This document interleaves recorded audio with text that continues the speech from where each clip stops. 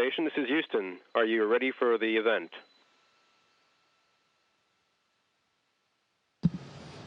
I'm ready for the event. Mr. Shatner, this is Mission Control, Houston. Please call station for a voice check. I'm calling. This is Shatner. Do you hear me?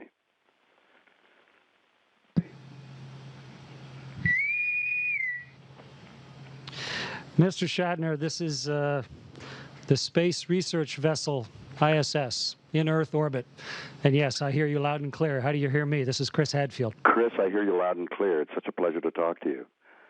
I'm so moved to be able to speak to you for this brief moment.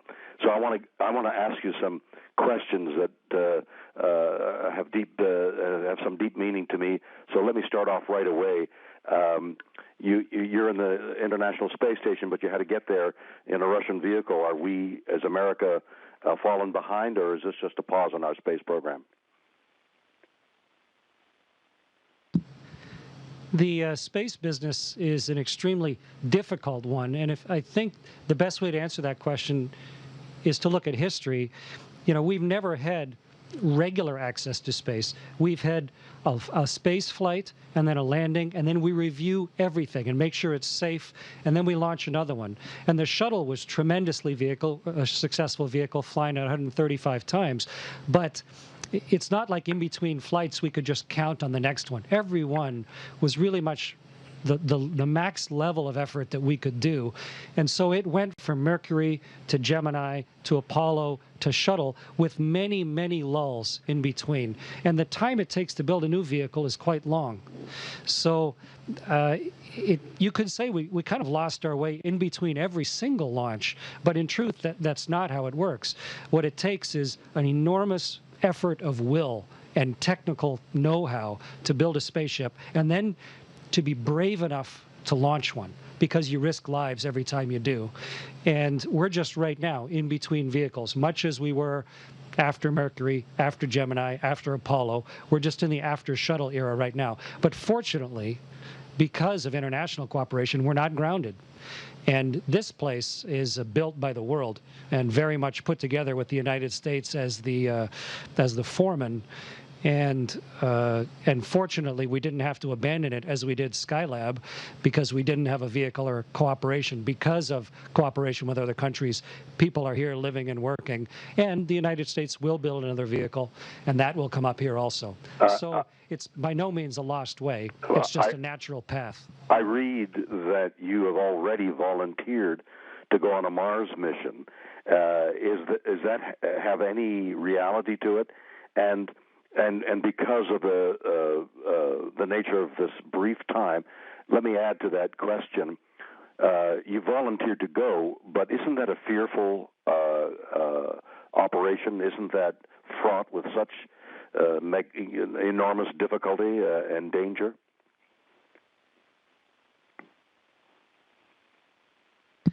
You've taken a lot of risks in your life as well, and it was a risk that I decided to take many, many years ago. Really, to accomplish anything worthwhile in life is going to take risk. And even if you decide to stay at home and sit at your kitchen table, eventually the ceiling will fall, or there'll be a hurricane or a tornado. You can't live a worthwhile life without taking risks. And some things are really worth directing your life towards and putting your life on the line for. Let me just say, between the real life exploits of the first astronauts and the visually fantasized and enlivened ones like you portrayed on Star Trek and so many other people have in literature, they inspire people like me to do things like this. And without that inspiration, and then without the technological capability that comes along with it, none of it would be possible.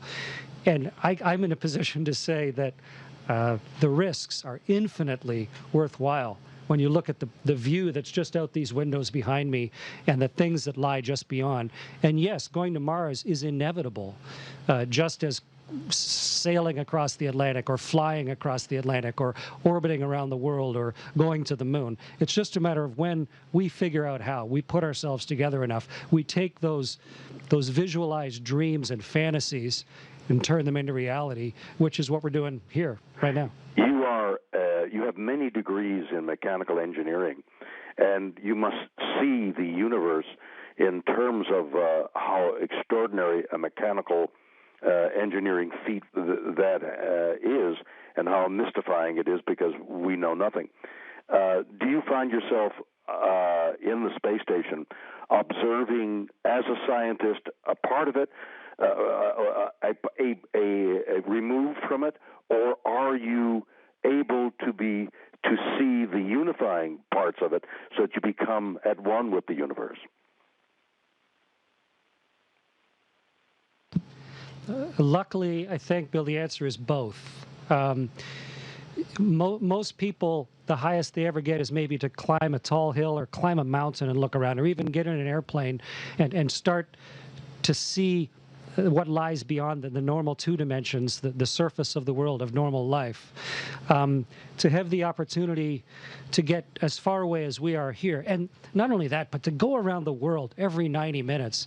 And you never saw it on stage while you were filming, but the view that they used to put in for us watching Star Trek of how the world looks out of Sulu and Chekhov's windows there, that's how the world looks. It's an enormous, wonderful, rolling earth below us. But all you have to do is flip yourself upside down, and suddenly the rest of the universe is right there at your feet below you. And that's where the engineer in me, of course, is very much thinking about the ship and how we got here and the problems and the difficulties. But the human within me recognizes what we are in between. We've gone from climbing a hill, getting in an airplane, to now actually being right on the cusp of permanently leaving our planet, to everything else that exists. And I feel hugely connected to that. It's what was inspired in me as a kid, and I've kind of directed my whole life. I became an engineer and a fighter pilot and a test pilot to try and gain the skills to maybe someday do this. And now I'm doing my absolute best to help people see that, to help us understand where we are kind of philosophically and historically in our increased human understanding of where we do lie in the universe. Right. Those are great big words for a lab technician on a space station. I know, but I definitely get a sense of that all the time. It's inspiring to hear. Let me go back to a moment. You've tested many airplanes. You've been a test pilot, which is like the utmost of example of courage, in that you're flying something unknown and you don't know what characteristics it's going to have. How do you deal with the fear, which is also applicable to going up into space and returning, which is perhaps even more fearful? I read somewhere that you always knew your lines whenever you had a job in the acting profession. I have tried to always know my lines, whether it was as a fighter pilot or as an astronaut or as a test pilot. And the way I deal with fear is I try to define what it is that's scaring me. And what I'm scared most of is not knowing what to do next. You know, to be struck dumb on stage, or to be responsible for a vehicle and not know the right actions to take with my hands or with the spaceship. And so I spent almost my entire adult life making sure that I knew my lines, that when the Soyuz spaceship, which I helped fly up here, I spent years, of course, learning to speak Russian and then learning to fly that spaceship. And even though it flew itself basically flawlessly up here, no matter what happened, Roman Romanenko and I were ready to jump in and fly it and take over and do it all manually and fly it home. And that's a terrifying thing initially, but after years of training where you practice everything right down to the nth detail, so you know you have the confidence that comes with that, then the fear diminishes. It feels like you're on the crest of a wave of ability, and that really diminishes fear. You've poised that perfectly as an actor who is fearful of the audience, but as long as you practice enough, you learn what to expect. The fear comes from something unexpected happening, like forgetting your words or an audience reaction that's unexpected. In my case, your face flushes and you get a sheen of flop sweat. In your case, you burn up. It's a little different. Yeah, well, in both cases, you go down in flames, but one's figurative and one is not. But my wife, Bill, my wife is actually, when people ask her if she's scared of what I do for a living, as you say, prior to this, I was a test pilot. That was a much more risky profession. I basically lost one good friend a year for the whole time that I was a professional high-performance pilot. And so, yes, this job has risk and a level that is fairly high, but there are lots of professions on Earth that have a lot of risk. The people, firemen and soldiers, and some of the professions on Earth, and I respect them all for them understanding their job, really applying themselves, and professionally getting their particular piece of work done in the world. But there's another risk involved here as well. You're up there for 6 months. That's a long time to be away, is it not? It is. We have pretty good communications. Think of what you and I are doing right now. You know, you think about the stuff that was portrayed on television 40 years ago of people with a small handheld device standing on the surface of a planet talking to someone effortlessly who is orbiting that planet. That's what you and I are doing right now. And so I can do the same with my friends and family. I can talk to them pretty much every day. And so it's not that much different than just being on a long business trip. And training as an International Space Station astronaut takes you all around the world for years. So in truth, it's a 4 or 5 year period, of which 5 or 6 months you're in orbit.